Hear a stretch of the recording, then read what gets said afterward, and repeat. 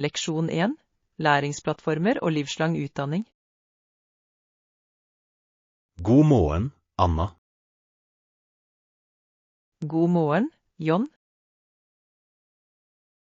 Har du noen gang tatt et kurs på en læringsplattform? Ja, jeg har tatt flere kurs på nett. Hvilke plattformer valgte du først? Jeg startet med en velkjent global plattform. Hva motiverte deg til å begynne der? Kurskatalogen var omfattende og troverdig. Har du bekreftet instruktørens kvalifikasjoner? Jeg gjennomgikk deres kvalifikasjoner og bransjeerfaring. Hvordan valgte du kurs som passet målene dine? Jeg tilpasset kursresultatene til mine faglige behov. Foretrakk du korte mikrokurs eller fulle spesialiseringer? Jeg prøvde begge, og jeg syntes spesialiseringene var mer omfattende. Fullførte du alle inkluderte oppgaver? Jeg fullførte de fleste oppgavene for å øve på nye ferdigheter. Tilførte interaksjon med jevnaldrende verdi til læringen din? Fagfelletilbakemeldinger ga meg en dypere forståelse og et dypere perspektiv. Var diskusjonsforumene aktive og nyttige? De var aktive og inneholdt ofte verdifull innsikt. Verdsatte du videoforelesninger mer enn opplesninger? Jeg verdsatte en balansert blanding av videoer, lesestoff og prosjekter. Hvor viktige var praktiske prosjekter for din suksess? Praktiske prosjekter var avgjørende for å anvende ferdighetene. Fikk du et sertifikat etter fullføring? Jeg mottok sertifikater for flere fullførte programmer. Hjalp sertifikatene deg med karriereutvikling? De bidro til å demonstrere engasjement og nye kompetanser. Anerkjente arbeidsgiverne disse sertifikatene? Anerkjennelsen varierte mellom arbeidsgivere og bransjer. Har du noen gang betalt for bekreftede legitimasjonsdetaljer? Jeg betalte for bekreftede legitimasjonsbeskrivelser da de tilførte verdi. Gav gratis revisjonsalternativer fortsatt meningsfull læring? Revisjonsalternativene tilbød betydelig innhold uten legitimasjon. Har du opplevd noen tekniske problemer på plattformene? Jeg opplevde sporadiske problemer med avspilling og navigasjon. Var svarene fra kundestøtten nyttige? Supporten hjalp, men responstidene kunne være trege. Foretrakk du kortbaserte kurs eller moduler i eget tempo? Kortbaserte kurs ga ansvarlighet og momentum. Forbedret tidsfristene fullføringsraten din? Frister krevde jevn fremdrift og rettidig ferdigstillelse. Har du noen gang sluttet på et kurs? Jeg satte noen kurs på pause da prioriteringene var i konflikt. Hvordan klarte du å disponere tiden til nettbasert læring? Jeg planla faste ukentlige studietider og beskyttet dem. Multitasker du under videoforelesninger? Jeg unngikk multitasking for å beholde fullt fokus. Anvendte du de lærte ferdighetene dine umiddelbart i det virkelige arbeidet? Jeg brukte mange teknikker i praktiske prosjekter på jobb. Tilbød plattformene mentorskap eller coaching? Noen tilbød mentorskap for premiumstudenter. Fremskyndet mentorskapet veksten din? Mentorskapet ga skreddersydd veiledning og raskere fremgang. Sammenlignet du kursanmeldelser før du meldte deg på? Jeg leste anmeldelser og vurderte gjennomsnittsvurderingene nøye. Var det noen misvisende anmeldelser å se etter? Noen anmeldelser virket partiske og krevde gransking. Har du opplevd aggressiv mersalg på plattformer? Mersalg skjedde, spesielt for premiumspor og abonnementer. Føltes abonnementsmodellene kostnadseffektive? Abonnementer var kostnadseffektive for hyppige elever. Foretrakk du å betale per kurs eller å abonnere? Jeg valgte abonnement da jeg planla flere kurs. Påvirket plattformpartnerskap med universiteter kvaliteten? Universitetssamarbeid forbedret ofte den akademiske stringensen. Har du tatt profesjonelle sertifikatprogrammer? Ja, jeg fullførte et profesjonelt sertifikat i dataanalyse. Verdsatte arbeidsgivere denne kvalifikasjonen? Noen arbeidsgivere verdsatte det høyt, andre prioriterte erfaring. Har du prøvd ferdighetsvurderinger som tilbys av plattformer? Jeg gjennomførte vurderinger for å identifisere ferdighetshull. Var læringsstiene nyttige for å strukturere fremgangen? Læringsløpene tydeliggjorde en logisk rekkefølge av kurs. Møtte du jevnaldrende som ble profesjonelle kontakter? Jeg nettverker med jevnaldrende som senere ble samarbeidspartnere. Brukte du plattformporteføljer til å vise frem arbeid? Jeg lastet opp prosjekter til en portefølje på nett for å vise frem mine evner. Integrerte plattformene seg med LinkedIn for å dele prestasjoner? Integrering forenkler deling og økt synlighet.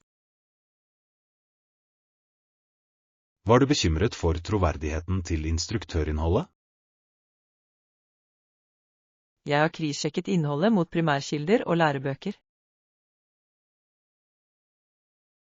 Har plattformer noen gang hatt kontroversielt eller ukontrollert materiale? Av og til var kritisk vurdering fra elevene nødvendig. Bør plattformer styrke fagfølgevurderingen av kursmateriell? Ja, fagfølgevurdering kan forbedre kvaliteten og tilliten. La du merke til trender innen mikroakkrediteringer og merker? Mikroakkrediteringer signaliserte spesifikke kompetanser til arbeidsgivere. Tror du mikrokreditter vil erstatte tradisjonelle grader? De vil utfylle grader, men ikke erstatte dem fullt ut ennå. Har du tatt språkkurs på en plattform? Jeg fullførte flere språkmoduler for å forbedre flyten i språket. Forbedret øvingsøvelsene dine muntlig og skriftlig? Regelmessig øving og tilbakemeldinger forbedret kommunikasjonen min. Tok du livøkter eller forhåndsinnspilte leksjoner? Jeg foretrakk livøkter for interaksjon og umiddelbar tilbakemelding. Sporet plattformene fremgangen din effektivt? Fremdriftssporing bidro til å opprettholde motivasjon og fokus. Setter du pris på personlige læringsanbefalinger? Anbefalinger skreddersydd til målene mine var veldig nyttige. Har du støtt på innhold som ble raskt utdatert? Raskt skiftende felt krevde hyppige kursoppdateringer. Verdsatte du kurs som inkluderte aktuelle case-studier? Nåværende case-studier gjorde læringen relevant og handlingsrettet. Har du noen gang bedt om refusjon for utilfredsstillende kurs? Jeg ba om og fikk noen ganger refusjon for dårlig kvalitet. Anbefalte du kurs til venner og kolleger? Jeg anbefalte kun de med dokumentert verdi og solide anmeldelser. Tror du at nettbasert læring demokratiserer utdanning? Det gjør det ved å øke tilgangen til ulike fag og eksperter. Er det bekymringer om rettferdighet knyttet til tilgang til teknologi? Ja, digitale skillelinjer begrenser tilgangen for mange elever. Bør plattformer tilby subsidiert tilgang for elever med lav inntekt? Subsidiø og stipender ville forbedre inkluderingen. Tror du akkreditering vil utvikle seg for nettbasert utdanning? Akkreditering vil tilpasses for å anerkjenne ulike kvalifikasjoner. Endret læringen din karriereveien din? Det åpnet muligheter og forbedret min profesjonelle profil. Vil du anbefale elever å dokumentere læringsreisen sin? Ja, det å dokumentere prosjekter og refleksjoner viser vekst. Planlegger du å fortsette å bruke læringsplattformer? Det skal jeg, fordi livslang læring er viktig i en verden i endring. Jeg setter pris på din gjennomtenkte beretning om erfaringer med nettkurs. Leksjon 2. Mestre notatmetoder. God morgen, Anna. God morgen, John. Hva er din foretrukne metode for notattaking? Jeg foretrekker Cornell-metoden for strukturerte notater. Hvordan fungerer den metoden i praksis? Del siden inn i seksjoner for ledetråder, notater og sammendrag. Forbedrer det formatet hukommelsen? Det oppmuntrer til aktivt engasjement og regelmessig gjennomgang. Bruker du noen gang tankekart i stedet? Jeg bruker tankekart til idémyldring og komplekse temaer. Hvorfor er tankekart effektive for deg? De avslører sammenhenger og støtter visuell hukommelse. Foretrekker du håndskrevne notater eller digitale notater? Jeg foretrekker håndskrevne notater til den første læringen. Hvorfor velge håndskrift fremfor maskinskriving? Håndskrift fremmer dypere prosessering og hukommelse. Når bruker du digitale verktøy da? Jeg bruker digitale notater til organisering og deling. Hvilke digitale apper anbefaler du? Jeg anbefaler apper som tillater tagging og søk.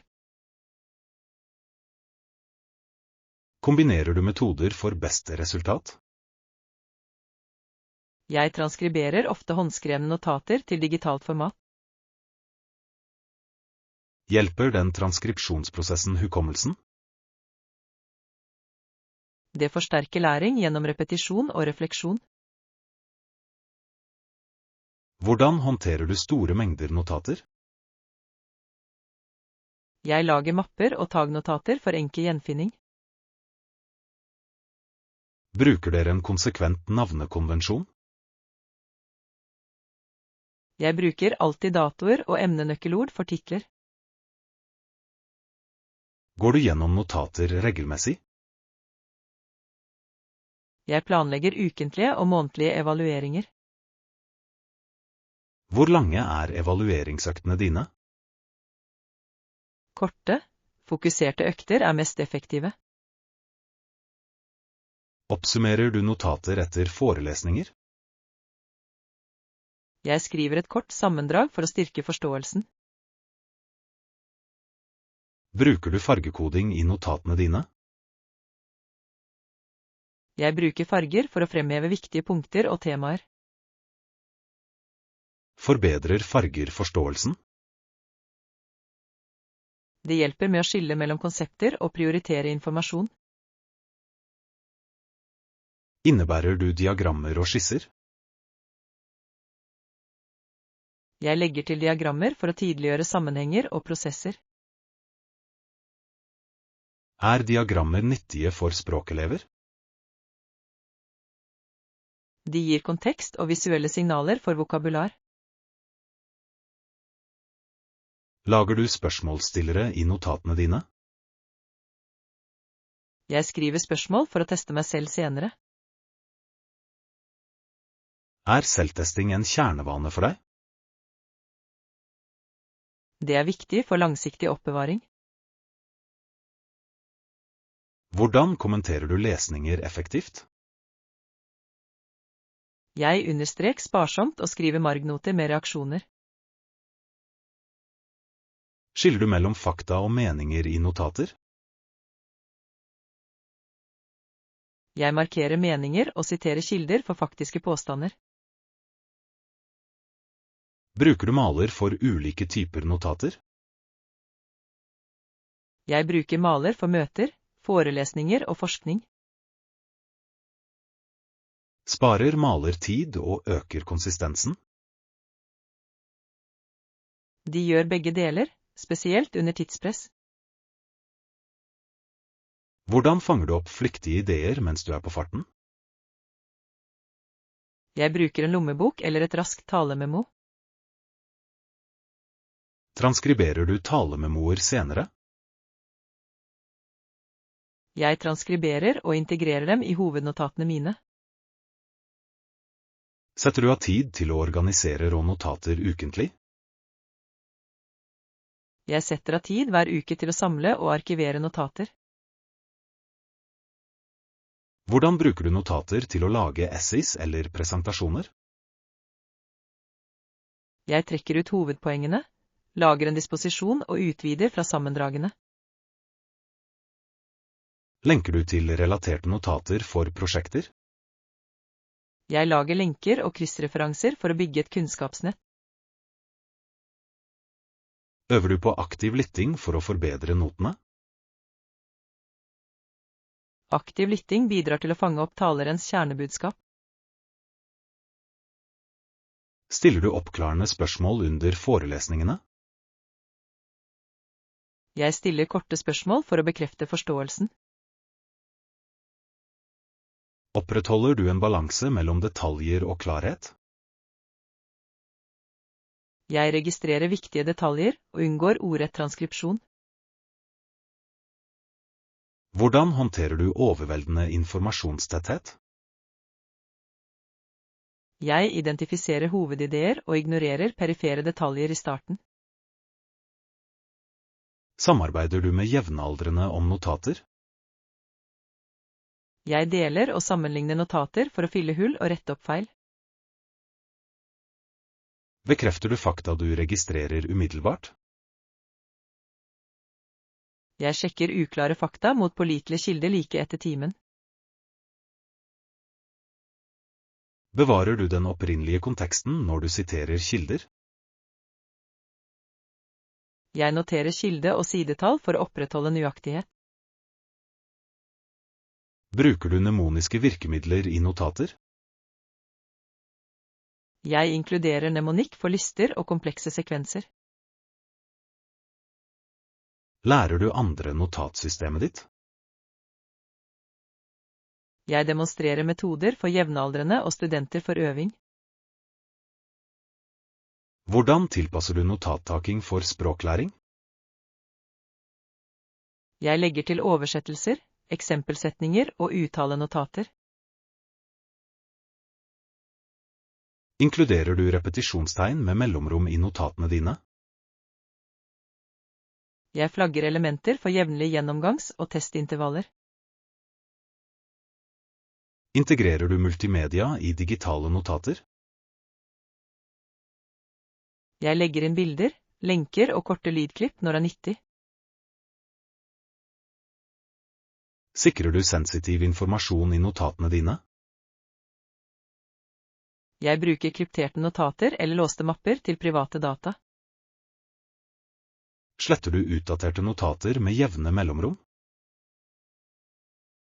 Jeg arkiverer eller sletter notater som ikke lenger er relevante. Opprettholder det revisjonskontroll for prosjekter i utvikling? Jeg merker versjoner for å spore endringer og fremdrift. Hvordan håndterer du motstridende informasjon i notater? Jeg registrerer avvik og bemerker behovet for ytterligere verifisering. Setter du deg læringsmål før du tar notater? Jeg definerer mål for å fokusere oppmerksomheten min og velge notater.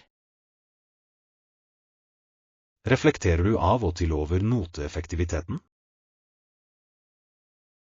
Jeg gjennomgår systemet mitt og forbedrer rutinene mine hvert kvartal. Anbefaler du en metode som er best for alle? Jeg anbefaler å tilpasse metodene til individuelle læringsstiler. Hva er et praktisk tips du ville gitt til elevene nå? Start med klare mål, bruk korte sammendrag og gjennomgå dem jevnlig. Takk for at du deler en omfattende og tilpasningsdyktig tilnærming til notatskriving. Leksjon 3. Intervjumestring og trygg tilstedeværelse. Hvordan forbereder du deg til et jobbintervju? Jeg begynner med grundig bedriftsundersøkelse. Hvilke aspekter ved selskapet studerer du? Jeg studerer dens oppdrag, produkter og siste nytt. Lærer du om bedriftskulturen? Ja, jeg leser anmeldelser og ansattuttalelser. Analyserer du stillingsbeskrivelsen grundig? Jeg knytter ferdighetene mine til hvert av de oppførte ansvarsområdene. Hvordan forbereder du svarene dine på vanlige spørsmål? Jeg skriver konsise svar på styrker og svakheter. Bruker du STAR-metoden for atferdsspørsmål?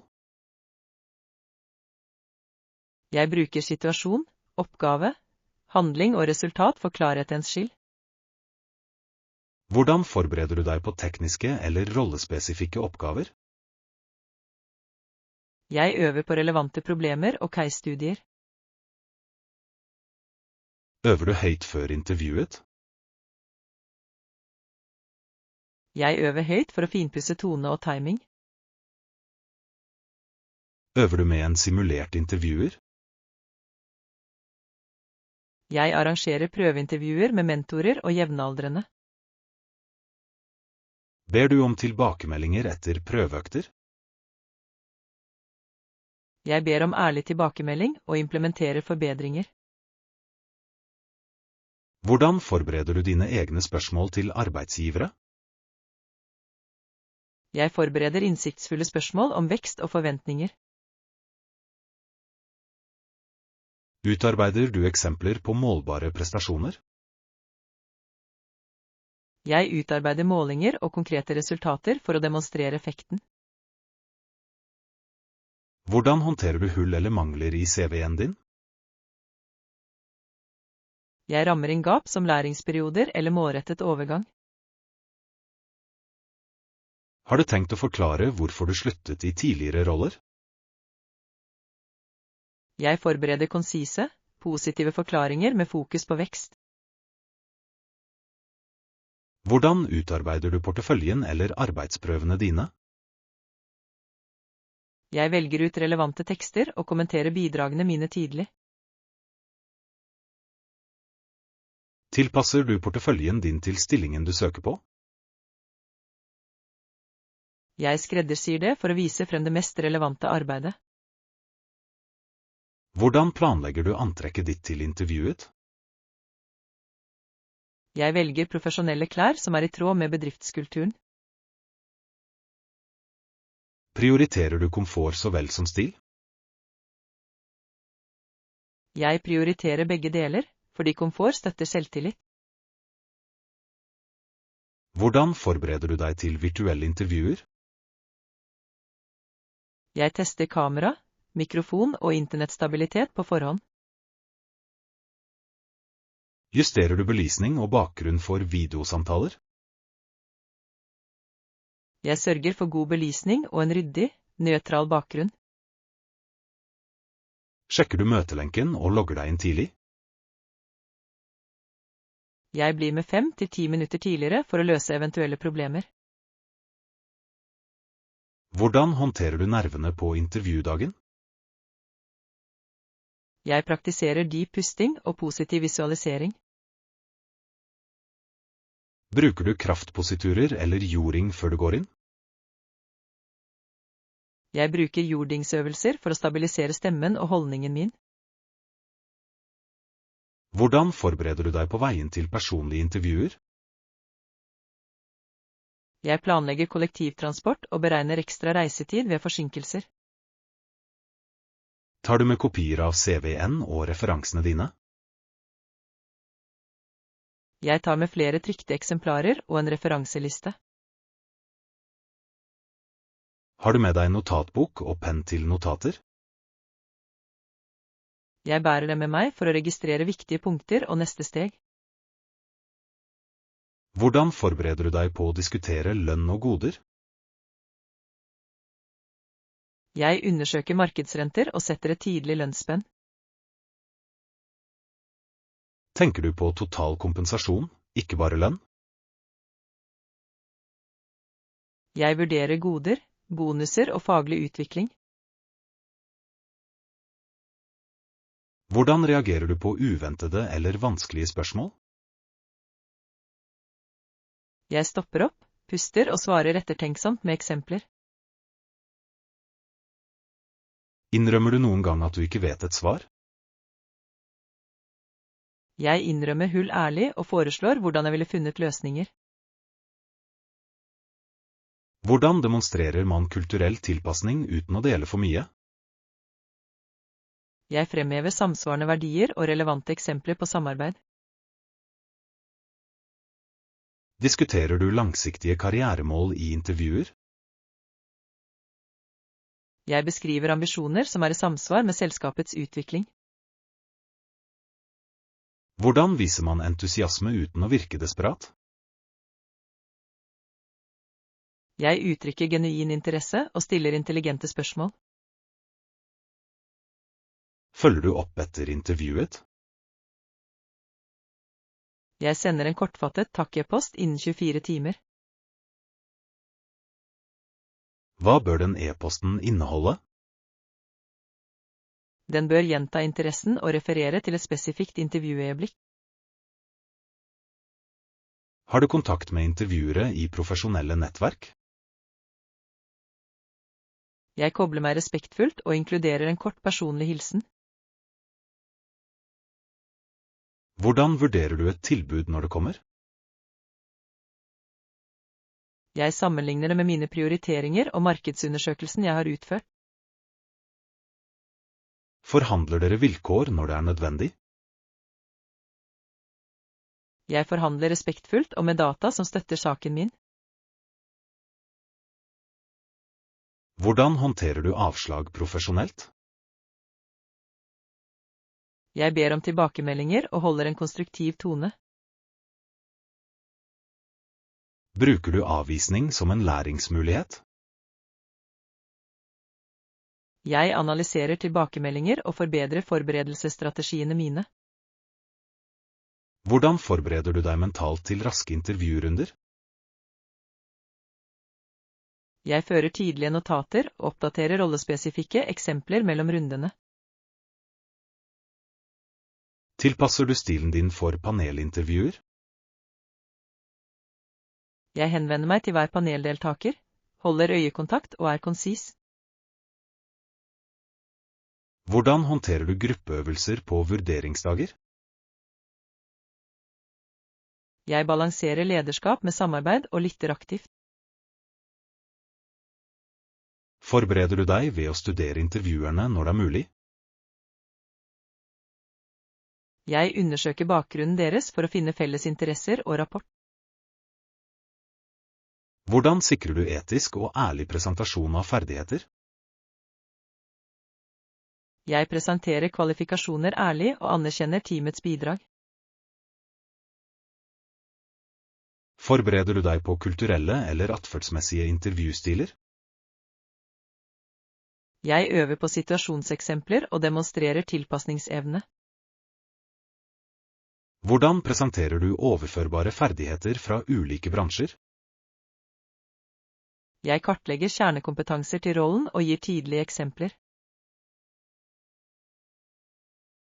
Utarbeider du en kort karrierebeskrivelse? Jeg lager en sammenhengende historie som kobler tidligere roller til fremtidige mål.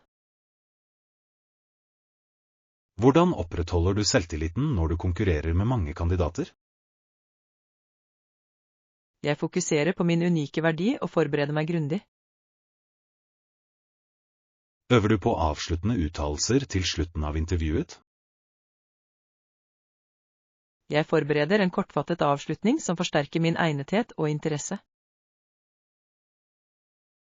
Hva er en kontroversiell forberedelsestaktikk du har observert? Noen kandidater praktiserer altfor skriftlige svar, noe som kan virke uoppriktig. Hvordan unngår du å høres innøvd ut samtidig som du holder deg forberedt? Jeg øver fleksibelt og prioriterer autentisk uttrykk fremfor mimøing. Involverer dere mentorer i de siste forberedelsene?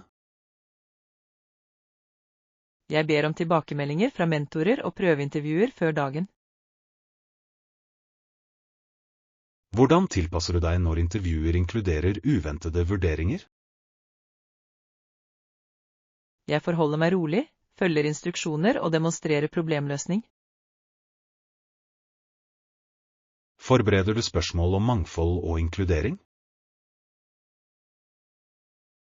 Jeg spør om retningslinjer og initiativer for å vurdere selskapets verdier.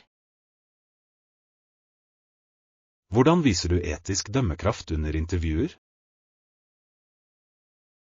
Jeg presenterer scenarier der jeg balanserte integritet og forretningsbehov. Hvilket siste tips vil du gi til elever som forbereder seg til intervjuer? Øv konsekvent, søk tilbakemeldinger og vær nysgjerrig og ydmyk. Jeg vil anvende disse strategiene og forberede meg med både grundighet og autentisitet.